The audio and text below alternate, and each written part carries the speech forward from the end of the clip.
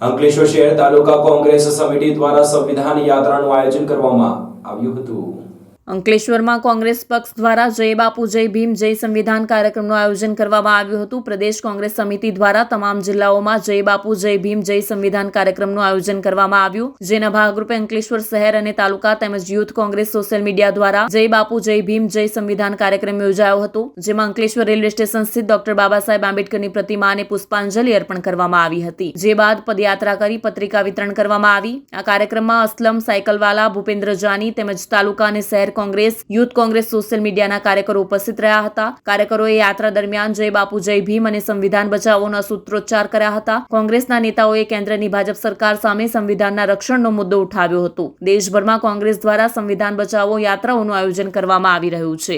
પ્રદેશ કોંગ્રેસ સમિતિ દ્વારા સમગ્ર ગુજરાતના તાલુકા લેવલે જય બાપુ જય ભીમ જય સંવિધાનના નારા સાથે એક કાર્યક્રમનું આયોજન કરવામાં આવ્યું હતું। એ કાર્યક્રમના આયોજન મુજબ અંકલેશ્વર તાલુકા કોંગ્રેસ સમિતિ અને અંકલેશ્વર શહેર કોંગ્રેસ સમિતિ અને યુથ કોંગ્રેસ સોશિયલ મીડિયાના સૌ આગેવાનો, જિલ્લા કોંગ્રેસના અમારા મુખ્ય પ્રવક્તા એવા વડીલ નાજુભાઈ ફળવાલા સૌએ આજરોજ અંકલેશ્વર શહેર ડોક્ટર બાબા સાહેબ આંબેડકરની પ્રતિમા રેલવે સ્ટેશનથી આ પત્રિકા વિતરણનું કાર્યક્રમ હાથ ધર્યું છે।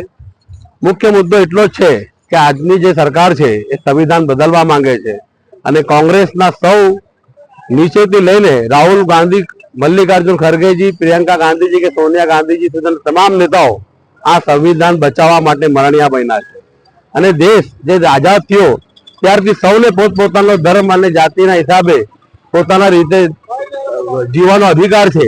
એ અધિકાર છીનવાનો જે હીન પ્રયાસ આજના ભારતીય જનતા પાર્ટીની સરકાર દેશમાં કરી રહી છે, જેના કારણે આવનારા દિવસોમાં અરાજકતા ફેલાય, અશાંતિ ઊભી થાય એવા કાર્યમાં દેશમાં જે આગળ વધી રહી છે, મોંઘવારી હોય કે બેરોજગારી હોય એવા મુદ્દા પર ધ્યાન ભટકાઈને એવા મુદ્દાઓ લાવીને સરકાર કામ કરી રહી છે કે જે સંવિધાનને સીધી અસર થાય છે। અને સંવિધાન બચાવવા માટે સૌ કોંગ્રેસના કાર્યકર્તાઓ, દરેક દેશનો નાગરિક જાગૃત બને અને આપણું સંવિધાન શું છે, મહાત્મા ગાંધીના સંદેશો શું છે, ડોક્ટર બાબા સાહેબ આંબેડકર સાહેબે બનાવેલું બંધારણ શું છે, એના માટે લોક જાગૃતિ કેળવવા માટે આ કાર્યક્રમ કરવામાં આવ્યો।